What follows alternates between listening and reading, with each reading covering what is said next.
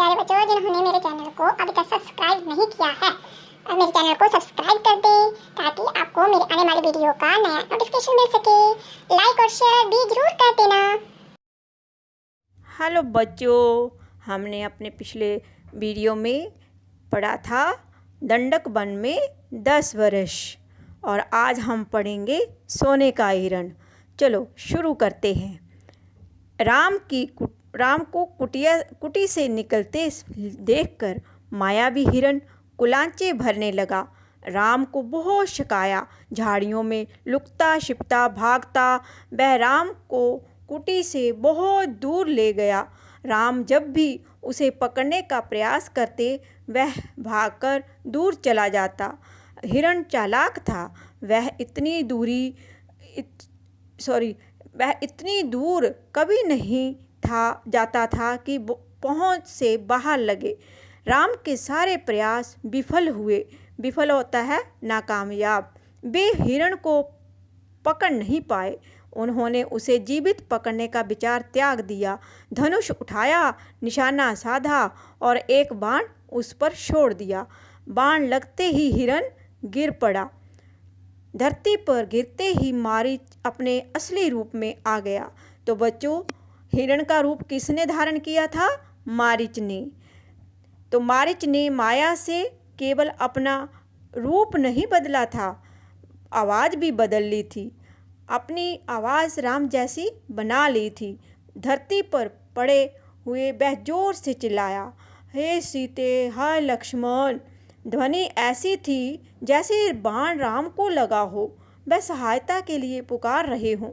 बाण प्रहार होता है चोट, गहरा था। मारीच उसे देर तक सहन नहीं कर पाया। वह छटपटाता रहा। जल्दी ही उसके प्राण पखेरु उड़ गए।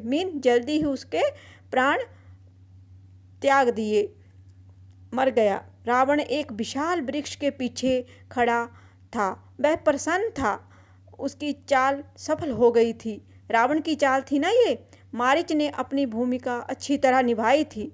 अब तक सब कुछ वैसा ही हुआ जैसा उसने सोचा था।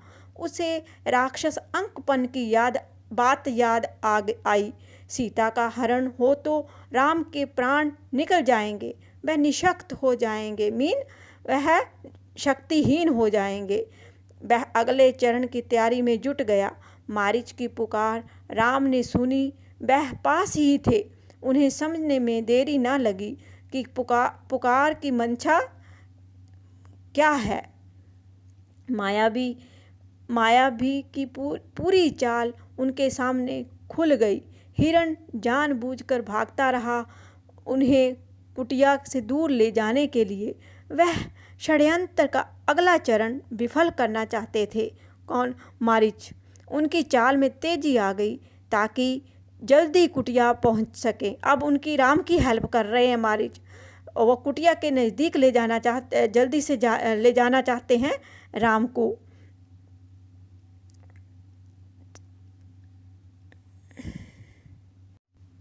वह मायावी पुकार सीता और लक्ष्मण ने भी सुनी।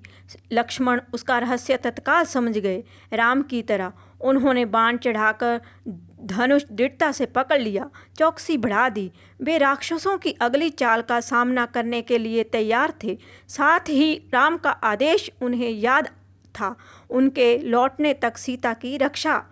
लक्ष्मण की ओर से इसमें चूक की कोई संभावना ही नहीं थी।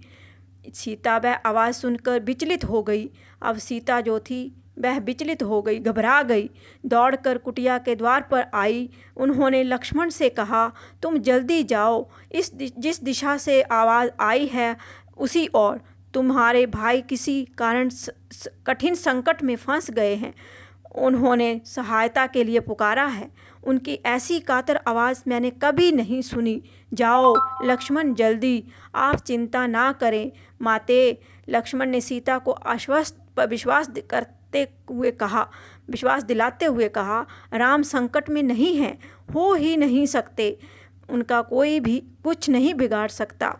हमने जो आवाज़ सुनी वह बनावटी है, मायावी, राक्षसों की चाल है मुझे कुटिया से दूर ले जाने के लिए। आप निश्चिंत रहें, भाई राम जल्दी ही आते होंगे। सीता क्रोध से उबल पड़ी। लक्ष्मण का इस घड़ी में इतना शांत होना उन्हें समझ में नहीं आया। राम की आवाज़ सुनकर भी वे यहीं खड़े रहे, सहायता के लिए नहीं गए। सीता को इसके पीछे षड्यंत्र दिखाई दिया। लक्ष्मण की चाल लगा कि लक्ष्मण राम का भला नहीं चाहते, उनके हितैषी नहीं हैं। चाहते हैं कि राम ना रहें, मारे जाएं, ताकि राजपाट उन दोनों का हो जाए, उनके रास्ते का कांटा निकल जाए। तुम्हारा मन पवित्र नहीं है, कलुषित है। अब सीता जो है लक्ष्मण को डांट रही है और कह रही, बुरा भला कह रही है। पाप है उसमें, मैं समझ सकती हूँ कि तुम अपने भाई की सहायता के लिए क्यों नहीं जा रहे हो। सीता ने यहाँ तक कह दिया कि कहीं वे भरत के गुप्तचर तो नहीं हैं। सीता की बातों से लक्ष्मण को गहरा आघात पहुंचा। आघात मीन चोट पहुंची। उनका हृदय शल्य हो गया, पर उन्होंने पलटकर उत्तर नहीं दिया। संयम बनाए रखा, धीरज बनाए रखा, सिर झुकाकर सब चुपचाप सुन लिया। वे सीता की पीड़ा समझ पा रहे थे। केवल इतना बोले, हे देवी, ये राक्षसों का छल है। खर दूषण के मारे जाने के बाद वे बौखला गए हैं, मीन हड़बड़ा गए हैं, किसी तरह हमसे बदला लेना चाहते हैं। आप उनकी चाल में ना आएं, वे कुछ भी कर सकते हैं। मुझ पर विश्वास करें, राम को कुछ नहीं होगा। बच्चों, सीता इस प्रकार हठ कर रही है, जिद कर रही है और लक्ष्मण को राम की सहायता के लिए भेज रही है, परंतु लक्ष्मण जो है मान नहीं रहे हैं। सीता का क्रोध और भी बढ़ गया। क्रोध में आंखों से आंसू बहने लगे। ये भी लग रहा था कि कहीं लक्ष्मण की बात सही ना हो। ये डर था कि राम से विशोह ना हो, राम के बिछोड़े का भी डर था। उन्होंने कहा, राम से बिछुड़कर मैं नहीं रह सकती, मैं जान दे दूंगी। हे लक्ष्मण, तुम उन्हें लेकर आओ। लक्ष्मण की बात पर भी विश्वास कर रही थी, परंतु उसको राम से बिछुड़ने का भी डर था। लक्ष्मण राम की आज्ञा का उल्लंघन कर रहे थे। उन्होंने सीता को प्रणाम किया और राम की खोज में निकल पड़े। लक्ष्मण के जाते ही रावण आ पहुंचा। तपस्वियों जैसा जटाजूट, वैसे ही वस्त्र। सीता ने साधु समझकर उसका स्वागत किया। रावण ने सीता के स्वरूप, संस्कार और साहस का प्रशंसा की। उसने सीता का परिचय प्राप्त करने के बाद कहा, सुमुखी, मैं रावण हूँ, राक्षसों का राजा। सुमुखी होता है बच्चों सुंदर मुख वाली। लंकाधिपति मीन लंका का राजा। मेरा नाम लेने पर लोग थरथरा उठते हैं, लेकिन तुम सुंदरी हो, सबसे अलग हो। तुम्हारे लिए मैं स्वयं चलकर आया हूँ। मेरे साथ चलो, सोने की लंका में रहो, मेरी रानी बनकर। सीता क्रोधित हो उठी, कहा, मैं प्राण त्याग दूंगी, लेकिन तुम्हारे साथ नहीं जाऊंगी। मैं राम की पत्नी हूँ, मैं महाबलशाली हूँ, वे महाबलशाली हैं। तुम्हें उनकी शक्ति का अनुमान नहीं। अब राम की शक्ति का एहसास दिला रही है सीता। किसको? रावण को। उनको बता रही है कि वो महाबलशाली हैं। कौन? राम। तुम चले जाओ, नहीं तो तुम्हारा सर्वनाश हो जाएगा। रावण ने सीता की बात अनसुनी कर दी, नहीं सुना उनकी बात को, खींचकर उन्हें रथ में बिठा लिया। सीता प्रयास करती रही, पर रावण के चुंगल से मुक्त नहीं हो सकी। स्वयं को असहाय पाकर वे विलाप करने लगी। हाँ राम, हाय लक्ष्मण, पुकारती रहीं। रावण का रथ लंका की ओर उड़ चला। मार्ग में वे पशुओं, पक्षियों, पर्वतों और नदियों से कहती जा रही थी कि कोई उनके राम को बता दे। रावण ने उनका हरण कर लिया है। गिद्धराज जटायु ने सीता का विलाप सुना। उसने ऊंची उड़ान भरी, रावण के रथ पर हमला कर दिया। देखा बच्चों, अब सीता की रक्षा के लिए पक्षी भी सामने आने लगे। गिद्धराज ने रथ क्षत विक्षत कर दिया, मीन उसको तोड़ फोड़ दिया। रावण को घायल कर डाला। क्रोध में रावण ने जटायु के पंख काट दिए। जटायु अब उड़ नहीं सकता था, वह सीधे धरती पर आ गिरा। रावण का रथ टूट गया था, उड़ान नहीं भर सकता था। उसने तत्काल सीता को अपनी बाहों में दबाया और दक्षिण दिशा की ओर उड़ने लगा। सीता को लगा कि अब संभवतः कोई उनकी सहायता नहीं कर पाएगा। उनका बचाव केवल एक ही था, राम को किसी तरह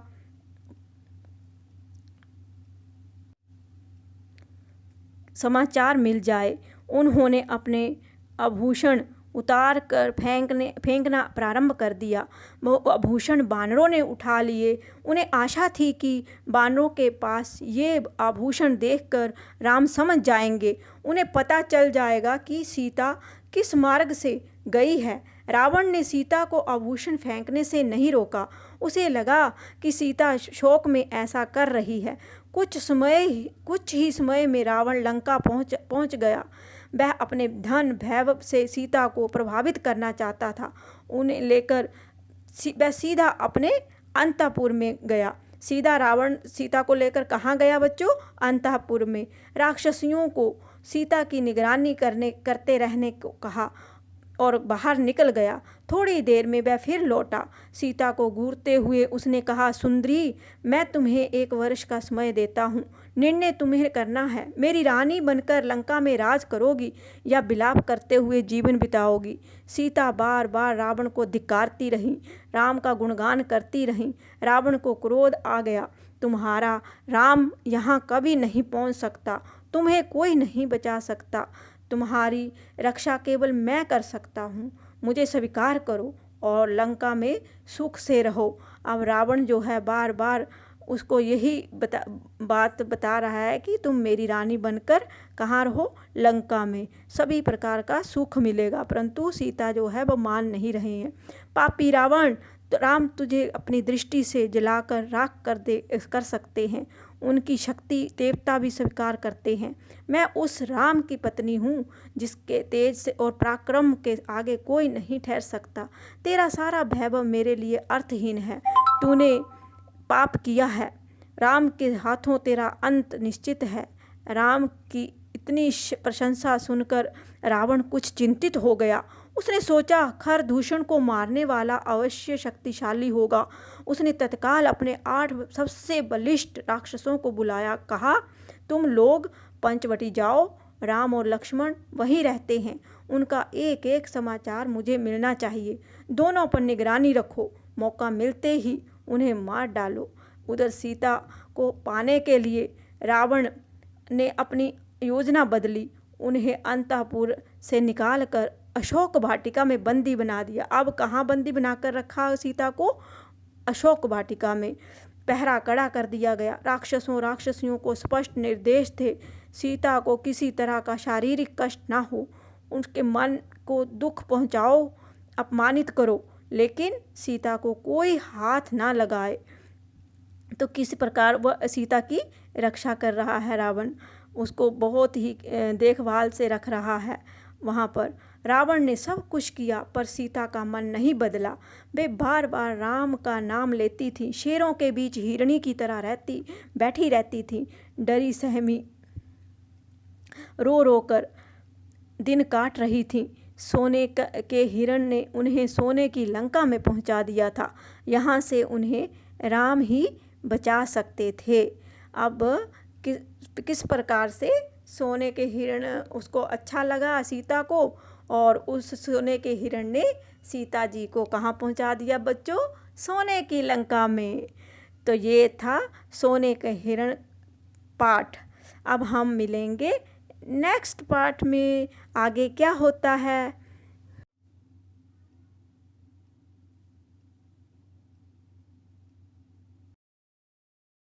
मेरे प्यारे बच्चों, अगर आपको मेरा ये वीडियो अच्छा लगा then don't forget to like, share and subscribe to my channel and also press the bell icon for more updates.